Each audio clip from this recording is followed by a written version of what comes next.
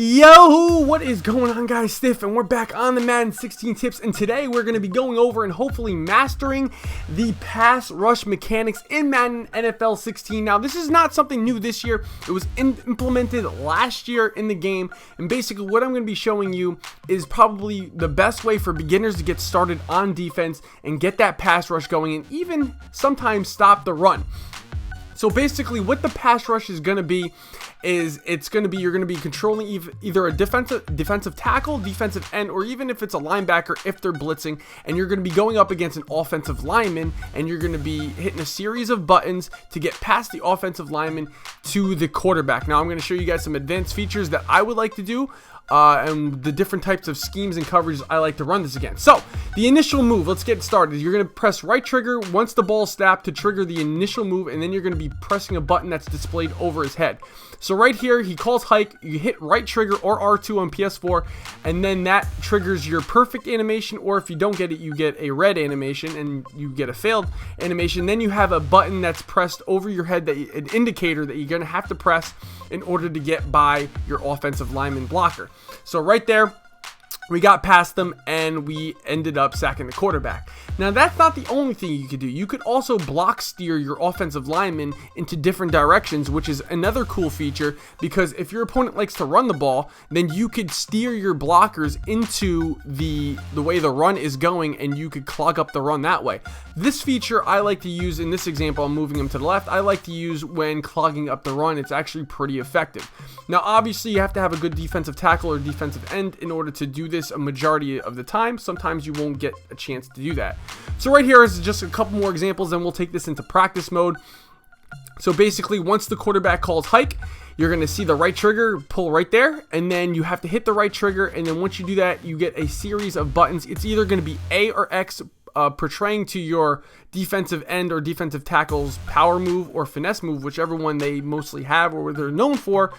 You are going to block shed. So right there you saw I didn't get the button correctly, or I pressed it too quickly, and then I got a red circle or a red ring around me, and that displayed that I did not press it right. In this example, I pressed it right. You see a green ring after I press the button. I get the block shed, and I get to the quarterback. So now let's get into practice mode, show you a couple concepts that I like to use this feature for, and maybe a couple of advanced concepts as well. So I'm just going to be running cover 3, but you could run it any way you want. I'm going to be using J.J. Watt mostly in this example, just because he's the best defensive lineman in the game.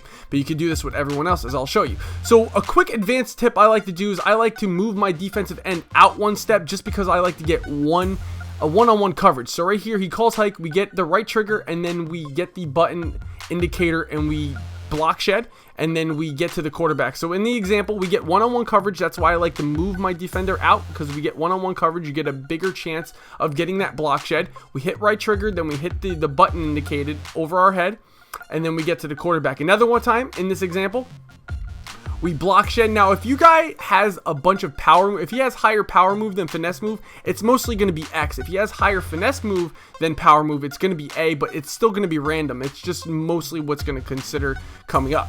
So now in this example, I'm just showing you could do it with anybody you want. It's just they have to be blitzing in order to get the right trigger animation. So that time I did it on the right of screen linebacker. This time in this example, I'm going to be doing it from a defensive tackle, the right defensive tackle.